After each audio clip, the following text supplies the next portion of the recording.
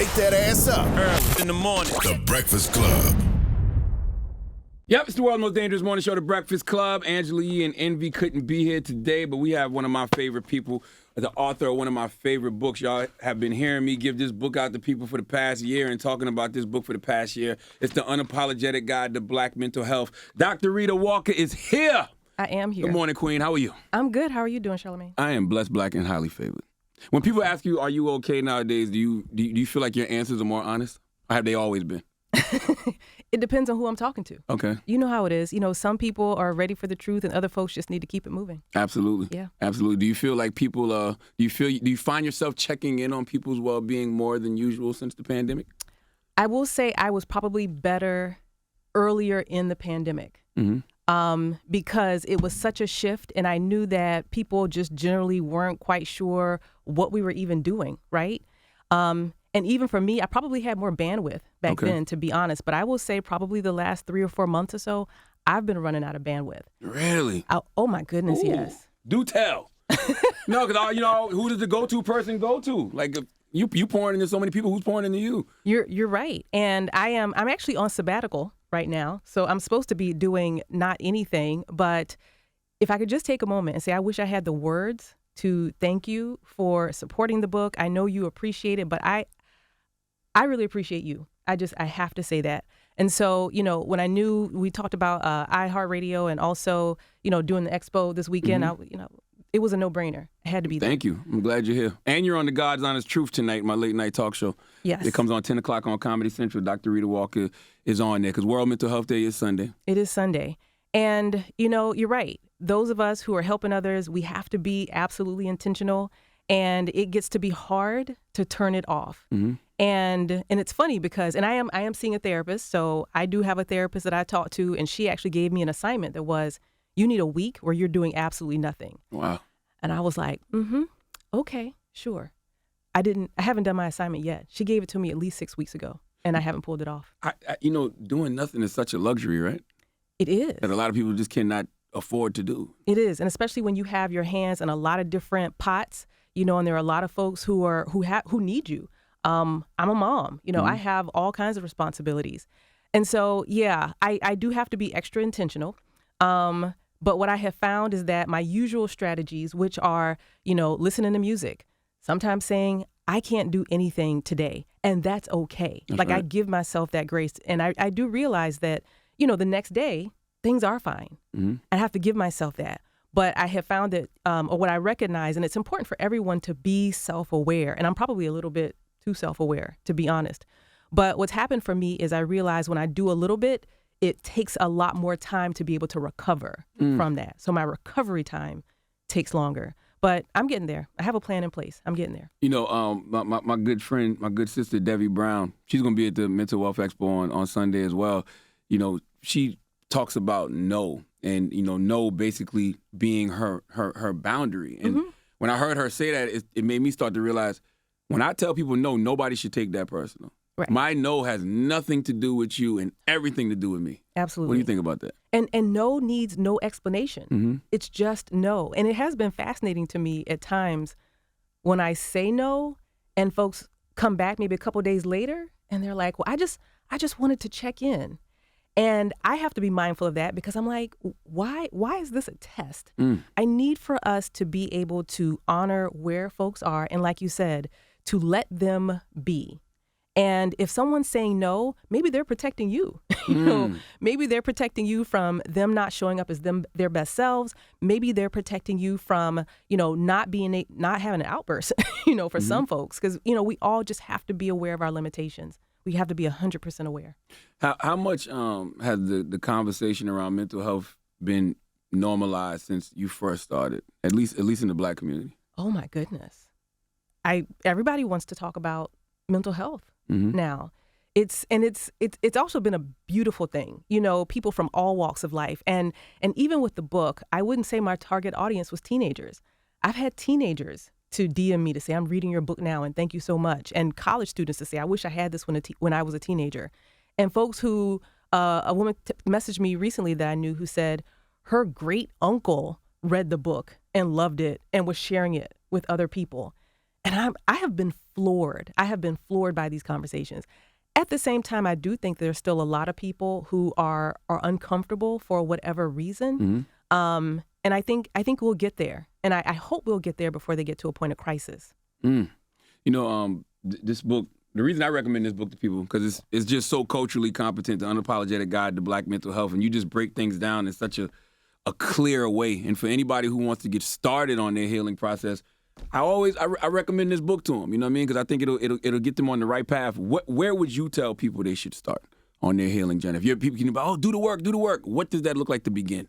It's funny you mentioned that because, the word should is not really in my vocabulary. Yeah, somebody, Angela Rogers told me that. She said should means judgment.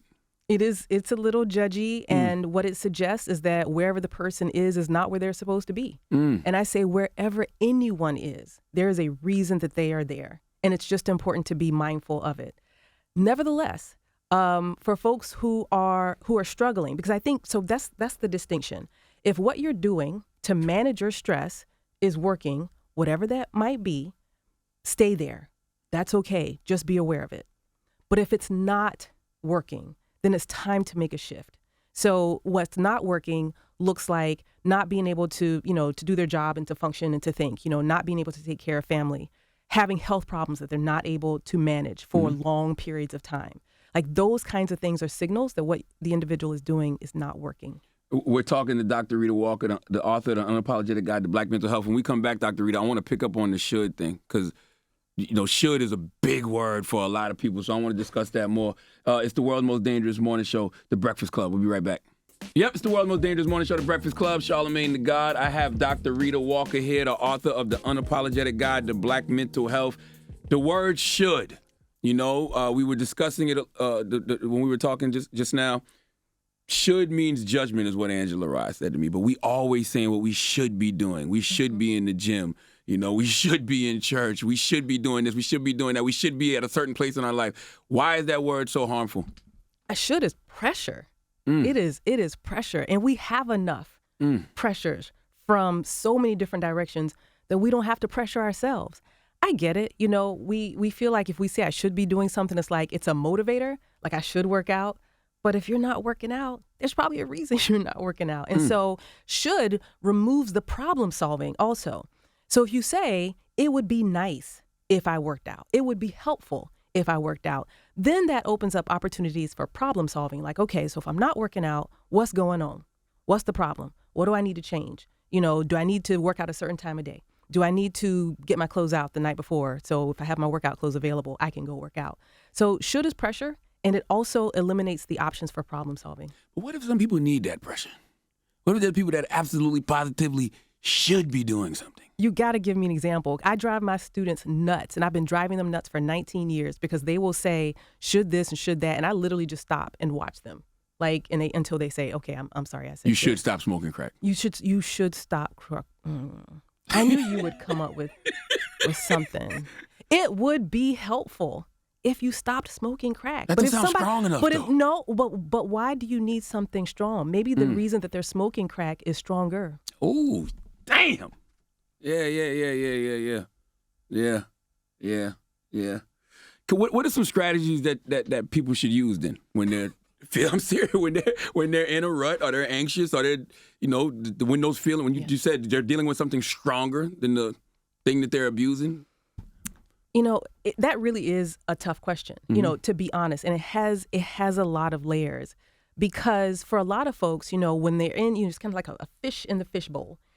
All they know is the water around them and what they're dealing with and how they're living their day-to-day life. They might see outside the fishbowl and see like everybody else seems to be doing okay, but they can't get there. And for those folks who are, in that fishbowl, it is good for them to have people around them who can reflect back to them like, okay, this is what I see, and not in a judgmental way, as like this is what I see. I am concerned. It takes vulnerability to be able to say that, which we don't do very well with vulnerability, but, I'm afraid for you. I'm afraid you may not be here tomorrow. And so when we communicate what that person's behavior is doing to us, then it lets them know, okay, they're here. They're not judging me. They're just telling me they're concerned. And when they're ready, they'll go to that person. Can you discuss psychological fortitude, which you talk about in Unapologetic Guide to Black Mental Health? I'm happy to do it because, whenever you ask someone like, well, how you doing? And they say something like, fine. They say something that doesn't tell you much. And in order for us to move these conversations forward, we need to have more honest conversations about where we are. And that's for ourselves and also for the people around us. And, mental health, people hear that, they think all kinds of things. They think, you crazy or I'm not crazy because I'm not, losing my mind. But there are levels to this. So psychological fortitude kind of replaces the language of mental health, but it still speaks to our ability to be able to use our minds to go to work, take care of school, take care of our family, take care of our health, and also tap into our life purpose.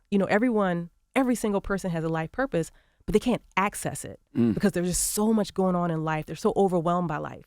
So if you can give a 0 to 10 rating, if I say for you, okay, so on a 0 to 10 scale, what is your capacity to be able to do your work and take care of your family and to be able to take care of your physical health? That's important, as important as mental health, and to live your life purpose. On a 0 to 10, 0 being I can't do any of that. And 10 is I'm cooking with grease. I'm knocking it out the park. What's a rating? Probably, for me, I would probably say 6, 7. Okay, 6 or 7 is fine. And I notice you pause. It doesn't have to be a perfect number, right? Because if you share that with somebody, then they know he's okay. Things could be better, obviously. But if I ask you tomorrow and you say it's an 8, then I know you're doing better. It doesn't have to be a perfect number, but it communicates to someone else who's listening how you're doing. If someone says they're at about a 4 or 5, then the person who hears that is able to say, well, hey, sounds like something's going on. You want to just get lunch? You don't even have to talk about whatever the thing is, but just being there. So the 0 to 10 also gives us an opportunity to figure out what kinds of adjustments or changes need to be made. Maybe the person needs support. Maybe they don't. Yeah, I don't think you could ever get to a perfect number if you're truly, taking care of yourself as well. Like, if you're pouring in other people, but also taking the time to pour into yourself, I don't think you'll ever get to a perfect number. Because to me, a perfect number means that I'm just going all out and I'm never, ever, ever, ever stopping. And eventually I'm going to crash. Well, and actually when I say perfect, I mean that you get the precise rating. Got you. Yeah, so I don't expect anybody to be at a 10, certainly in a global pandemic. Like that can't happen. We don't have, our usual day-to-day life. A lot of folks still trying to figure out, what they're doing. A lot of folks are dealing with grief and loss. So I don't expect for anybody to be at a 10, especially in a global pandemic. But maybe if we can get on the other side of this, there may be 10 days, and 9 to 10 days. But yeah, when folks are always pouring out, they have to be aware of that. And they have to say, like, I'm doing things that are important to me. But if I'm at a, 6, I either need to back up off of some of that or I need to find someone who's going to pour into me.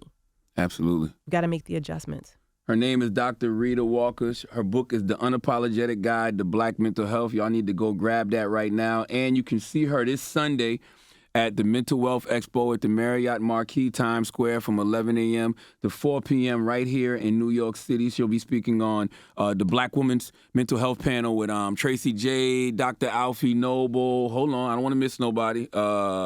Tracy J, Dr. Alfie Noble, Dr. Chairman Jackman, and Corey Minor Smith. Okay, so make sure you come check her out. And check her out tonight on The God's Honest Truth on Comedy Central, my late night talk show at 10 p.m. And you said something on the show tonight that I would love for you to end with. You introduced a phrase that I feel should be in every corporation in America, and that phrase is culturally humble. What does that mean? Well, we talk a lot about cultural competence, right? That in business, in all sorts of industries, we want people to be culturally competent. But that suggests that there's like a checkbox or someplace that you arrive. If you get enough information, then you'll be competent. And what we really need is for people to understand that it's more of a process and it's a disposition that recognizing, certainly for individuals who are white or European American, that I don't know everything about other cultures. And I need to have a space or disposition where I'm gaining more information, I'm processing more information, and I'm not making assumptions about other groups that we're all just the same. I understand that we want to do this melting pot thing, but we really are more of a salad bowl, and we need to understand all the different parts. And that is a process that takes time. Ooh, it's Dr. Rheeda Walker. Thank you for coming, Dr. Walker. Thank you for having me. It's The Breakfast Club.